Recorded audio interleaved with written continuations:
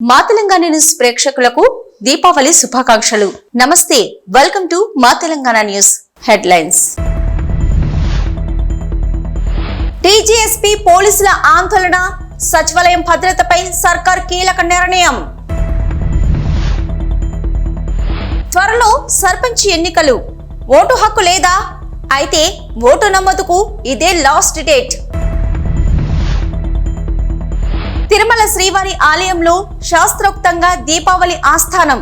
ప్రత్యేకతలివే. తెలంగాణ ప్రత్యేక పోలీసులు టీజీఎస్పీ గత కొన్ని రోజులుగా ఆందోళనలు చేస్తున్న సంగతి తెలిసిందే. ఏక్ పోలీస్ విధానం అమలు చేయాలని ప్రత్యేక పోలీసులు, వారి కుటుంబ సభ్యులు ఆందోళన బాట పట్టారు. ఈ పరిణామాల నేపథ్యంలో తెలంగాణ సచివాలయం భద్రత విషయంపై సర్కారు కీలక నిర్ణయం తీసుకుంది. సెక్రటేరియట్ వద్ద భద్రత విధుల నుంచి తెలంగాణ స్పెషల్ పోలీసును తప్పించారు. భద్రతను స్పెషల్ ప్రొటెక్షన్ ఫోర్స్ టీజీఎస్పీఎఫ్ చేతికి అప్పగించారు. ఈ మేరకు సిఎస్ శాంతికుమారి బుధవారం ఉత్తర్వులు జారీ చేశారు. కమాండెంట్ దేవిదాస్ సెక్రటేరియట్ ప్రధాన భద్రతాధికారిగా నియమితులయ్యారు. దేవిదాస్ నేతృత్వంలో 212 మంది సిబ్బందిని కేటాయిస్తూ ఎస్పీఎఫ్ డీజీ అనిల్ కుమార్ తాజాగా ఉత్తర్వులిచ్చారు. ఈ సిబ్బందికి సెక్రటేరియట్ పరిసరాల్లో గస్తీ నిర్వహించడం, సాయుధ గార్డులుగా వ్యవహరించడం లాంటి విధులు నిర్వహిస్తారని పోలీసు ఉన్నతాధికారులు తెలిపారు. రేపటి నుంచి అంటే నవంబర్ 1 నుంచి వీరు విధులు నిర్వర్తించనున్నారు. ప్రస్తుతం ఉన్న విధంగానే హైదరాబాద్ కమిషనరేట్ పోలీసులు law and order, traffic, octopus, quick reaction team, క్యూఆర్టీల విధులు కొనసాగించనున్నాయి. ఎస్పీఎఫ్ శిక్షణలో ఉన్న కొత్త సిబ్బంది మరికొద్ది రోజుల్లో రానుండడంతో వారి నుంచి మరో 100 మందిని సెక్రటేరియట్ భద్రతకు కేటాయించే అవకాశం ఉంది. తెలంగాణలో త్వరలో స్థానిక సంస్థల ఎన్నికలు జరగనున్నాయి. ప్రస్తుతం బీసీ కులగణనకు ఏర్పాట్లు జరుగుతుండగా ఆ తర్వాత రిజర్వేషన్లు ఖరారు చేయనున్నారు. అనంతరం ఎన్నికలకు నోటిఫికేషన్లు విడుదల చేయనున్నట్లు సమాచారం. కాగా రాష్ట్రంలో కొత్తగా ఓటు హక్కు లేని వారికి నమోదు చేసుకునేందుకు ఎన్నికల సంఘం అనుమతి ఇచ్చింది. ఇక ఎస్ఎస్ఆర్ 2025లో భాగంగా 2025 జనవరి 1 నాటికి 18 సంవత్సరాలు నిండిన ప్రతి ఒక్కరూ కొత్తగా తమ ఓటు హక్కు కోసం నమోదు చేసుకోవచ్చునని అధికారులు తెలిపారు. వీరితో పాటు ఓటర్ల జాబితాలో పేరు లేని 18 సంవత్సరాలు నిండిన వారు కూడా నమోదుకు తెలంగాణ ఎన్నికల సంఘం అవకాశం కల్పించింది. కొత్త ఓటర్గా నమోదుకు ఫారం 6 జాబితాలో అభ్యంతరాలకు ఫారం 7 సవరణల కోసం అడ్రస్ మార్పు వంటివి ఫారం 8 ద్వారా అప్లై చేసుకోవచ్చునని తెలిపింది. ముసాయిదా జాబితాలో తమ ఓటు సక్రమంగా ఉందో లేదో పరిశీలించుకోవచ్చునని అన్నారు. ఓటర్ జాబితాలో అభ్యంతరాలు, మార్పులు, చేర్పులు ఉంటే నవంబర్ 28 వరకు అప్లై చేసుకోవచ్చునని తెలిపారు. వచ్చిన అప్లికేషన్స్ ను డిసెంబర్ 24 వరకు పరిష్కరిస్తారని వెల్లడించారు. 2025 జనవరి 6న ఎన్ఎస్ఆర్ 2025 తుది ఓటర్ల జాబితాను ఎన్నికల సంఘం విడుదల చేస్తుందన్నారు. తెలుగు ప్రజలు కార్తీక మాసంలో ప్రత్యేక పూజలు చేస్తుంటారు. తెలుగు పంచాంగం ప్రకారం కార్తీక మాసం 8వ మాసం. శరదృతువులో వచ్చే కార్తీక మాసంలోని అన్ని రోజులు పర్వదినాలే. కార్తీక మాసంలో నదీ స్నానంతో పాటుగా శైవ క్షేత్రాలు దర్శించుకుంటారు. మరో 2 రోజులు అంటే నవంబర్ 2 నుంచి కార్తీక మాసం ప్రారంభం కానున్నది. కార్తీక మాసంలో తెలంగాణలో ప్రముఖ శైవ క్షేత్రాల్లో ఒకటైన వేములవాడను భక్తులు అధిక సంఖ్యలో దర్శించుకుంటారు. ఈ నేపథ్యంలో వేములవాడను దర్శించే భక్తులకు తెలంగాణ ఆర్టీసీ అధికారులు తీపి కబురు చెప్పారు. కార్తీక మాసం పురస్కరించుకొని భక్తుల సౌకర్యార్థం ప్రతి శని, ఆదివారాల్లో వరంగల్ నుంచి వేములవాడ పుణ్యక్షేత్రానికి ప్రత్యేక బస్సు సర్వీసులు నడుపుతామని పేర్కొన్నారు. సోమ, మంగళవారాల్లో వేములవాడ నుంచి వరంగల్కు ప్రత్యేక బస్సులు నడుపుతున్నట్లు వెల్లడించారు. శబరిమలకు వెళ్లే భక్తులకు, అరుణాచలగిరి ప్రదర్శనకు వెళ్లే భక్తులు కూడా గుడ్ న్యూస్ చెప్పారు. ఆయా భక్తుల సౌకర్యార్థం ప్రత్యేక బస్సులు ఏర్పాటు చేసినట్లు ఆర్టీసీ అధికారులు తెలిపారు. ఈ ప్రత్యేక బస్సుల్లో ముందస్తు టికెట్ రిజర్వేషన్ల కోసం www.tgsrtcbus.in లో చేసుకోవచ్చునని తెలిపారు. మరిన్ని వివరాల కోసం సమీప డిపో మేనేజర్ను సంప్రదించాలని సూచించారు. భక్తులు ప్రైవేట్ బస్సులను ఆశ్రయించకుండా ఈ అవకాశాన్ని సద్వినియోగం చేసుకోవాలని కోరారు. తిరుమల శ్రీవారి ఆలయంలో గురువారం ఉదయం దీపావళి ఆస్థానం శాస్త్రోక్తంగా జరిగింది. ఆలయ అర్చకులు, తిరుమల జియంగారులు టీటీడీ ఉన్నతాధికారుల సమక్షంలో బంగారు వాకిలి చెంత ఆగమోక్తంగా ఆస్థాన వేడుకను నిర్వహించారు. ఈ ఆస్థానంలో శ్రీ శ్రీ శ్రీ పెద్దజీయర్ స్వామి, శ్రీ శ్రీ శ్రీ చిన్నజీయర్ స్వామి, ప్రధాన అర్చకులు గోవిందరాజ దీక్షితులు, ఆగమ సలహాదారు రామకృష్ణ దీక్షితులు, ముఖ్య అర్చకులు Kiran Swamy, additional EO CH Venkaiah Chowdary, CVSO Sridhar, deputy EO Lokanatham, పేష్కర్ రామకృష్ణ, పారు పథ్యేదర్, బాలసుబ్రహ్మణ్యం తదితరులు పాల్గొన్నారు. అంతకుముందు ఆలయంలో మూల విరాట్కు ఉత్సవమూర్తులకు నూతన పట్టు వస్త్రాలు సమర్పించి రూపాయి హారతి, ప్రత్యేక హారతులను నివేదించారు. సాయంత్రము స్వామి అమ్మవారు సహస్ర దీపాలంకరణ సేవలో పాల్గొని ఆలయ 4 మాడ వీధులలో ఊరేగి భక్తులను కటాక్షించనున్నారు. శ్రీవారి ఆలయంలో దీపావళి పండుగ సందర్భంగా దీపావళి ఆస్థానాన్ని శాస్త్రోక్తంగా నిర్వహించినట్లు తెలిపారు ఈవో జె శ్యామలారావు. దీపావళి శుభాకాంక్షలు తెలియజేస్తున్నాను. టీటీడీ ఉద్యోగులందరికీ కూడా ఈ సందర్భంగా శుభాకాంక్షలు తెలియజేస్తున్నాను. శాస్త్రోక్తంగా దీపావళి ఆస్థానం ఆలయంలో నిర్వహించడం జరిగింది. మలయప్ప స్వామివారు శ్రీదేవి భూదేవి సమేతంగా వారికి ప్రత్యేక పూజలు నిర్వహించడం జరిగింది. అలాగే హారతి నైవేద్యం సమర్పించడం జరిగింది. ఈరోజు సాయంత్రం స్వామివారు శ్రీదేవి భూదేవి సమేతంగా మాడవీధుల్లో ఊరేగుతూ భక్తులందరికీ దర్శనమిస్తారు. మాజీ మంత్రి విడుదల రజని యూట్యూబ్ ఛానల్స్, సోషల్ మీడియాలో పోస్టులపై ఆగ్రహం వ్యక్తం చేశారు. సోషల్ మీడియాలో తనపై అభ్యంతరకరమైన పోస్టింగ్స్ పెడుతున్నారని ఈ మేరకు పోలీసులకు ఫిర్యాదు చేశారు. కిరణ్ అనే వ్యక్తి యూట్యూబ్లో అసభ్యకర పోస్టింగ్స్ పెడుతున్నారని ఆరోపించారు. పోలీసులు మాత్రమే కాదు, జాతీయ మహిళా కమిషన్, ఏపీ మహిళా కమిషన్, డీజీపీలకు కూడా ఫిర్యాదు చేశారు. విడుదల రజని 2 యూట్యూబ్ ఛానల్స్పై కూడా పట్టాభిపురం పోలీసులకు ఫిర్యాదును అందించారు. తనపై వ్యక్తిత్వ వాహనానికి పాల్పడేలా పోస్టింగ్స్ పెడుతున్నారని ఫిర్యాదులో పేర్కొన్నారు. మహిళ, అందులోనూ ఒక మంత్రిగా పనిచేసిన తనపై దారుణమైన వీడియోలు, పోస్టింగ్లు పెడుతున్నారని ఆగ్రహం వ్యక్తం చేశారు. విడుదల రజని ఇచ్చిన ఫిర్యాదును గుంటూరు పోలీసులు పరిశీలిస్తున్నారు. మరోవైపు విడుదల రజనిపై మరో ప్రచారం జరుగుతుంది. ఆమె వైఎస్ఆర్సీపీకి గుడ్ బై చెప్పి త్వరలోనే జనసేన పార్టీలో చేరబోతున్నారని సోషల్ మీడియాలో కొందరు ప్రచారం చేస్తున్నారు. అలాంటిదేమీ లేదని వైఎస్ఆర్సీపీ వర్గాలు అంటున్నాయి. అయితే ఆమె జనసేన పార్టీలో చేరడం ఖాయమనే ఊహాగానాలు మొదలయ్యాయి. రజని చేరికకు జనసేన అధినేత పవన్ కళ్యాణ్ కూడా గ్రీన్ సిగ్నల్ ఇచ్చినట్టు టాక్ వినిపిస్తుంది. విడుదల రజని మాత్రం ఇప్పటి వరకు పార్టీ మార్పుపై ఎలాంటి అధికారిక ప్రకటన చేయలేదు. ఆంధ్రప్రదేశ్ విద్య, ఐటీ, ఎలక్ట్రానిక్స్ శాఖల మంత్రి నారా లోకేష్ అమెరికాలో పర్యటిస్తున్నారు. ఈ పర్యటనలో భాగంగా శాన్ ఫ్రాన్సిస్కోలో గూగుల్ క్లౌడ్ సీఈఓ, వైస్ ప్రెసిడెంట్లతో సమావేశమయ్యారు. విశాఖపట్నంలో గూగుల్ క్లౌడ్ డేటా సెంటర్ ఏర్పాటు చేయాలని, యువతలో నైపుణ్యాభివృద్ధి, స్మార్ట్ సిటీ కార్యక్రమాలకు సహకరించాలని గూగుల్ ప్రతినిధుల్ని కోరారు. ఈ గవర్నెన్స్, డిజిటల్ విద్యకు ఏపీ ప్రభుత్వంతో కలిసి పనిచేయాలని ప్రతిపాదించగా తమ సహచర బృందంతో చర్చించే నిర్ణయం తీసుకుంటామని గూగుల్ క్లౌడ్ ప్రతినిధులు మంత్రి లోకేష్కు తెలిపారు. మంత్రి Nara Lokesh Salesforce president, vice president, సీఈఓలతో సమావేశమయ్యారు. డాటా సేవల రంగ పెట్టుబడులకు విశాఖలో అనుకూల వాతావరణం ఉందని, గ్లోబల్ టెక్ హబ్గా మారబోతున్న ఆంధ్రప్రదేశ్లో పెట్టుబడులు పెట్టాలని కోరారు. సేల్స్ ఫోర్స్ ప్రతినిధులు సానుకూలంగా స్పందించారు. ఇండియాస్పోరా, యుఎస్ ఇండియా బిజినెస్ కౌన్సిల్ ప్రతినిధులతో లోకేష్ భేటీ అయ్యారు. ఆంధ్రప్రదేశ్ రాష్ట్రం స్టార్టప్, మ్యానుఫ్యాక్చరింగ్ హబ్గా అభివృద్ధి చెందుతుందని, ఏఐ వర్సిటీ, డాటా సెంటర్లు రాబోతున్నాయని, పెట్టుబడులకు ఇదే సరైన సమయమని అన్నారు.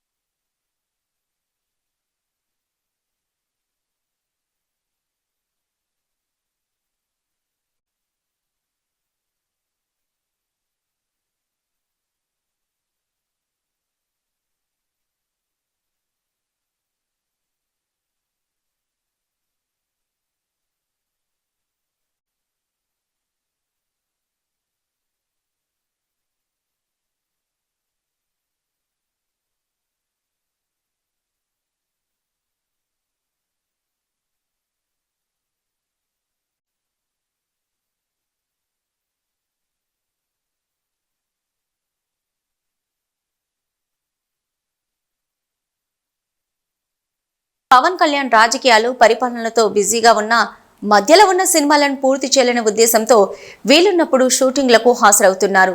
కొన్ని రోజుల క్రితం హరిహర వీరమల్లు సినిమా షూటింగ్లో పాల్గొన్న పవన్ కళ్యాణ్ ఇటీవల ఓజీ కోసం నైట్ షూట్స్లో పాల్గొన్నారని సమాచారం అందుతుంది.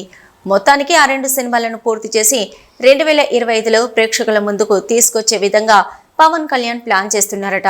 2 సినిమాల్లోకి ఓజీ సినిమాపై అంచనాలు భారీగా ఉన్నాయి.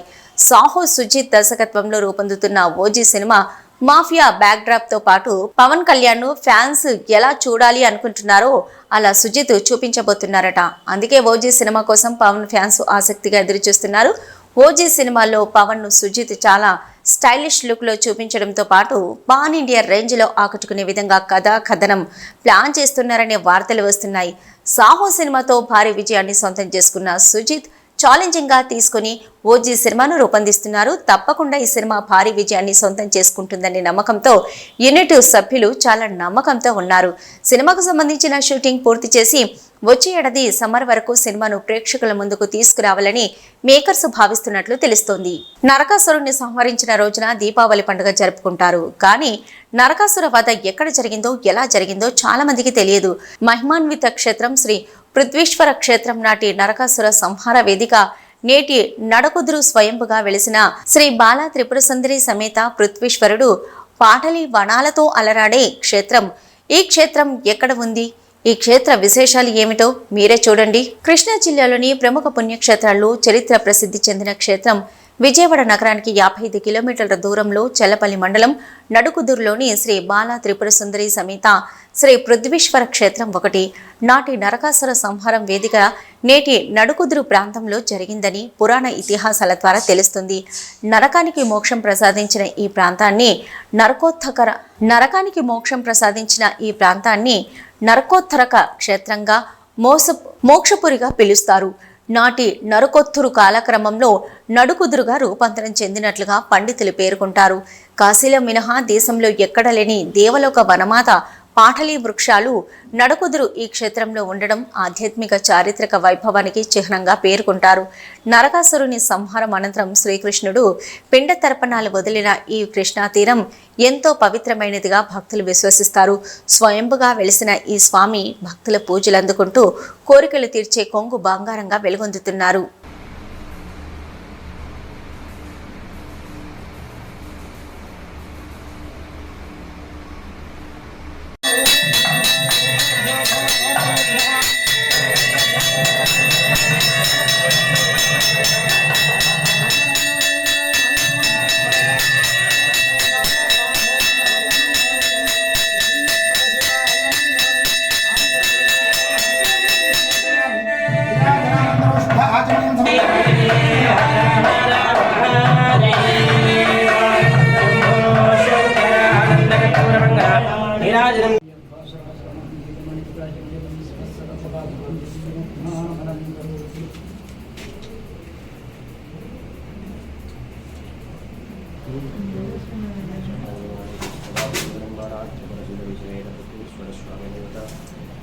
భూపాలపల్లి జిల్లా రేగొండ మండలంలోని ఇందిరాగాంధీ విగ్రహానికి పూలమాలలను వేసి నివాళులర్పించారు ఎమ్మెల్యే గండ్ర సత్యనారాయణరావు.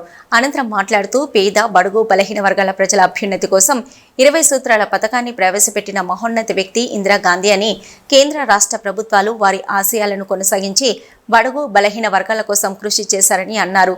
మన దేశ కీర్తిని ప్రపంచ నలుమూలల చాటి చెప్పిన గొప్ప మహిళ ఇందిరాగాంధీని కొనియాడారు.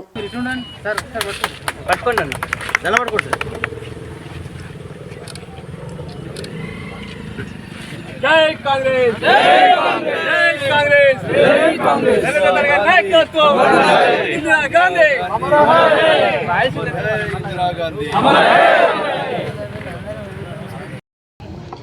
కీర్తిశేషులు శ్రీమతి ఇందిరాగాంధీ 40వ వర్ధంతి సందర్భంగా దేశవ్యాప్తంగా కూడా ఈరోజు వర్ధంతి కార్యక్రమాలు నిర్వహించడం జరుగుతూ ఉంది. ఇందిరాగాంధీ గారు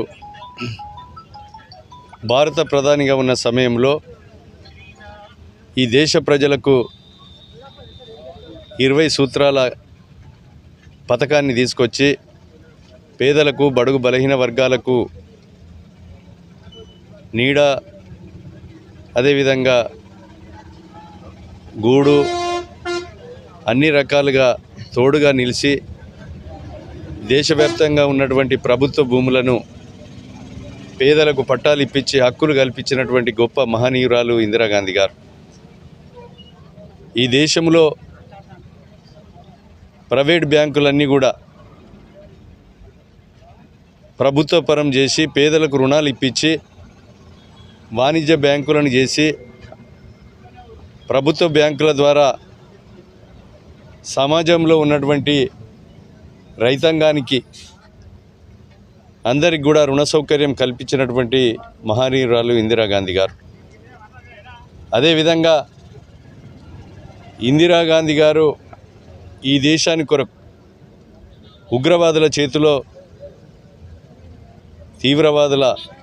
ఉగ్రవాదుల చేతుల్లో బలై కావడం జరిగింది. వారి కుమారుడు రాజీవ్ గాంధీ కూడా మరణించడం జరిగింది.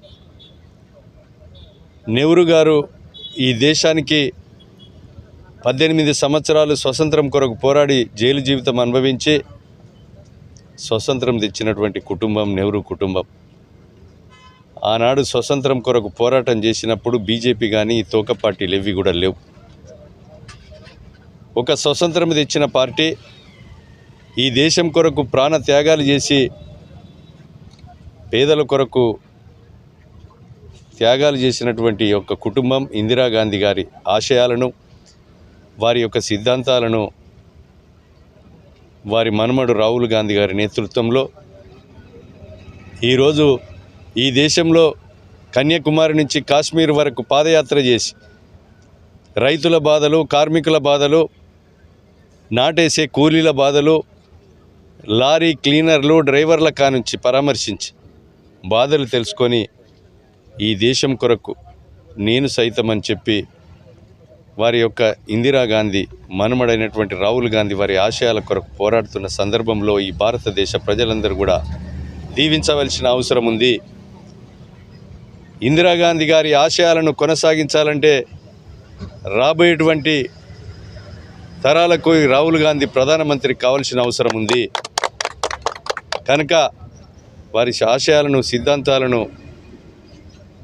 అమలయ్యే కొరకు ఈ దేశ ప్రజలు సహకరించాలని కోరుతూ ఘనంగా ఈరోజు మరి ఇందిరాగాంధీ గారికి నివాళులు అర్పిస్తూ ఉన్నాం.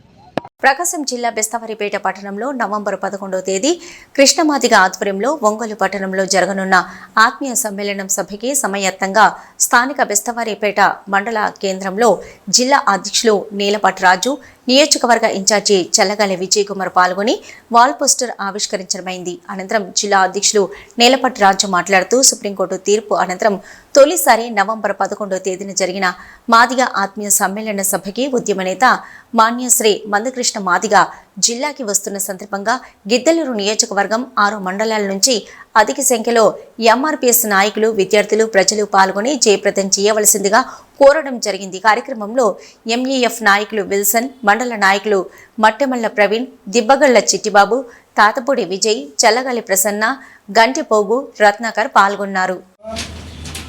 ఎస్సీ రిజర్వేషన్ వర్గీకరణ సాధకులు, మానవతా ఉద్యమాల పితామహులు శ్రీ మందకృష్ణ మాదిగ గారు సుప్రీంకోర్టులో రిజర్వేషన్ వర్గీకరణ విజయం తర్వాత మొట్టమొదటిసారిగా ప్రకాశం జిల్లా ఒంగోలు కేంద్రానికి రాబోతున్న సందర్భంగా మన బేస్తవారిపేట మండలం నుండి అదేవిధంగా గిద్దలూరు నియోజకవర్గం నుండి భారీ సంఖ్యలో వచ్చి అన్నగారిని స్వాగతించాలి. అదేవిధంగా ఈ మండలానికి ఒక ప్రత్యేకత ఉంది. ఈ నియోజకవర్గం సంబంధించిన ఇన్ఛార్జ్ ఈ మండలస్తుంది కాబట్టి ఈ మండలం నుంచి వెహికల్స్ జన సమీకరణ అనేది భారీ స్థాయిలో ఉండాలనేది నా విజ్ఞప్తి. అదేవిధంగా ఇప్పుడు చూసుకున్నట్లయితే వర్గీకరణ సాధించిన తర్వాత మన సోదరులు అందరూ రోడ్డు మీద రావడం జరిగింది. వర్గీకరణ రాకముందు తెలంగాణలో వర్షాలపై హైదరాబాద్ వాతావరణ కేంద్రం అధికారులు కీలక అప్డేట్ ఇచ్చారు. బంగాళాఖాతంలో ఏర్పడిన ఉపరితల ఆవర్తనం ప్రభావంతో రానున్న 3 రోజులు తెలంగాణలోని పలు జిల్లాల్లో తేలికపాటి నుంచి ఓ మోస్తరు వర్షాలు కురుస్తాయని అధికారులు తెలిపారు. దక్షిణ ఒడిశా, ఉత్తర ఆంధ్రప్రదేశ్ ప్రాంతంలోని ఉపరితల ఆవర్తనం దక్షిణ ఛత్తీస్గఢ్, ఒడిశాలో సగటు సముద్ర మట్టానికి 5.8 కిలోమీటర్ల ఎత్తులో కొనసాగుతుందని అన్నారు. ఎత్తుకు వెళ్లే కొద్దీ దక్షిణ దిశగా వంగి ఉంటుందని వాతావరణ శాఖ వెల్లడించింది. తెలంగాణలో గత వారం రోజుల నుంచి పొడి వాతావరణం ఉండగా నేటి నుంచి 3 రోజుల పాటు వర్షాలు కురిసే ఛాన్స్ ఉందన్నారు. రాష్ట్ర వ్యాప్తంగా కొన్ని చోట్ల తేలికపాటి నుంచి ఓ మోస్తరు వర్షాలకు ఛాన్స్ ఉన్నట్లు చెప్పారు. ఇవాళ సాయంత్రం లేక రాత్రి నుంచి 3 రోజుల పాటు తేలికపాటి వర్షాలు పడతాయని హైదరాబాద్ వాతావరణ శాఖ అధికారులు తెలిపారు. అయితే ఇవి తేలికపాటి జల్లులే కావడంతో ప్రజలకు ఏ ఇబ్బంది ఉండదని చెప్పారు. పంట దిగుబడికి సిద్ధంగా ఉన్న రైతులు ధాన్యం తడవకుండా జాగ్రత్తలు తీసుకోవడం మంచిదని సూచించారు. ఇవి ఇప్పటివరకున్న మా తెలంగాణ న్యూస్. నమస్తే.